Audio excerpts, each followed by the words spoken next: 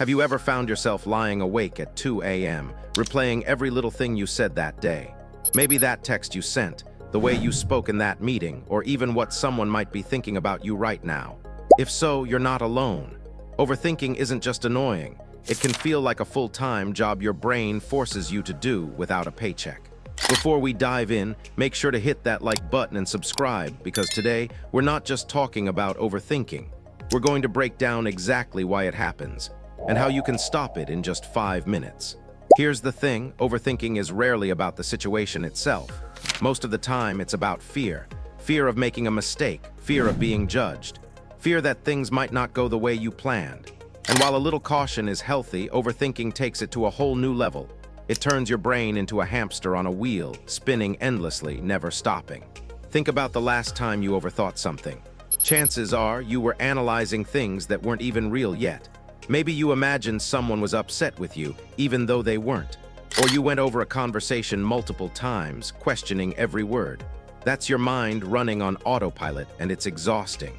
So why does your brain do this? The truth is, your mind is wired to protect you. Millions of years of evolution trained our brains to detect danger. Back then, overanalyzing a situation could mean the difference between life and death. But today, in modern life, this same mechanism often misfires, keeping you trapped in loops of anxiety over things that have nothing to do with survival. Here's the scary part. Overthinking isn't harmless. It can stop you from taking risks, from expressing yourself, from living fully. It makes you hesitate, second guess, and sometimes completely freeze. And the more you fight it, the worse it gets, because your brain treats worrying about worrying as yet another task to add to its endless list. But here's the good news. There's a way out, and it's simpler than you think. The first step is recognizing the pattern. Overthinking follows a predictable loop. Once you see it, you can start interrupting it. And that's where the 5-minute solution comes in. But before I reveal it, let's take a closer look at why most of us struggle with overthinking so much. It's often about control. We overthink because we want to control every outcome, every reaction, every result. But here's the catch. Life is unpredictable. And trying to control it completely is like trying to hold water in your hands. It slips away, no matter how tightly you grip. Another reason is self-doubt. That inner voice that questions your every move is loudest when you're unsure of yourself.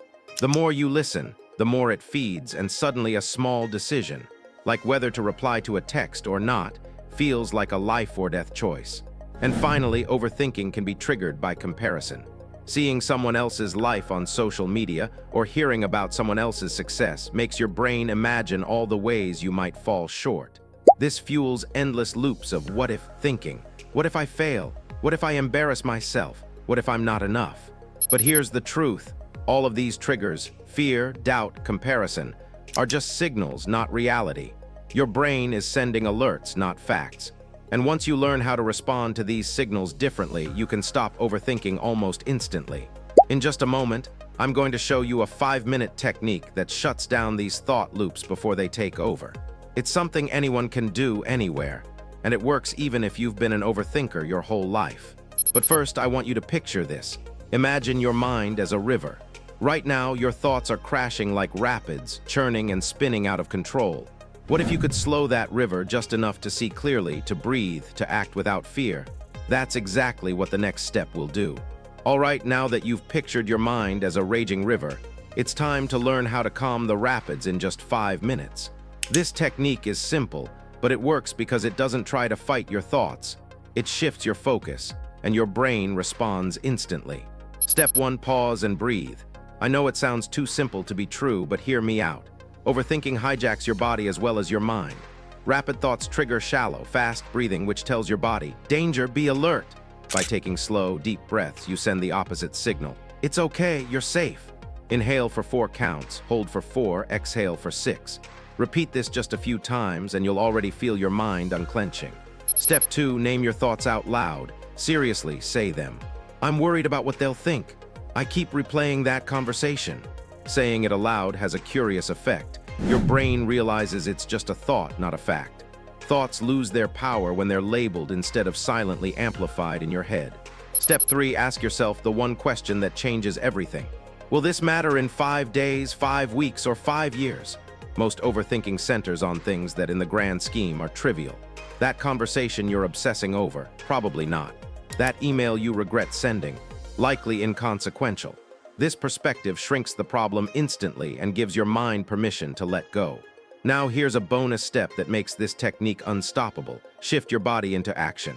Overthinking thrives when you're still, staring at your thoughts like they're enemies.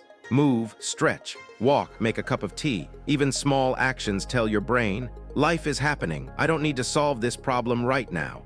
Suddenly, your river slows and you regain control. Here's a real-life example. There was a friend of mine who would obsess over every word in text to his partner. Every pause or emoji triggered a mental spiral. Using these steps, he learned to pause, label, and release. Within a few minutes, what once caused hours of anxiety became a simple moment to breathe and move on. His overthinking didn't disappear overnight, but he finally stopped letting it run his life. The key takeaway is this: overthinking is a habit, not a flaw. Like any habit, it can be interrupted and reshaped. The 5-minute technique isn't magic. It's training your mind to respond differently to the same old triggers. Every time you pause, breathe, and ask the right question, you weaken the loop and gain a little more freedom. But let's be honest, sometimes overthinking is fueled by deeper worries or patterns we've had for years. In those cases, these 5 minutes are the starting point, not the finish line. Consistent practice, journaling, or even talking with a therapist can complement this technique. Think of it as learning to swim. The first strokes might feel awkward, but soon you're navigating the water with confidence instead of panic. Here's another secret most people overlook. Overthinking often loves silence. If your environment is full of distractions, your mind has less space to spiral. Music, walking, or even white noise can break the cycle. Pair this with your 5-minute practice, and you'll notice a dramatic reduction in anxiety and indecision. So next time you catch yourself trapped in endless what-ifs, remember, you have control. Pause, breathe, label, ask, act. 5 minutes, that's all it takes to start reclaiming your mind. And here's the final truth. Your thoughts are not your reality. They're signals, messages, and sometimes overreactions, but they don't define you. Every time you practice this technique, you prove to yourself that you can choose calm over chaos, clarity over confusion, and that is freedom. If this video helped you understand your overthinking and gave you a tool to actually stop it, don't forget to like this video and subscribe to the channel for more insights that make your life simpler, calmer, and more in control. Remember, the moment you pause, your river slows. The moment you breathe, you regain clarity. The moment you act, you take back your power. Overthinking may always whisper, but now you know how to turn down the volume and live your life without it controlling you.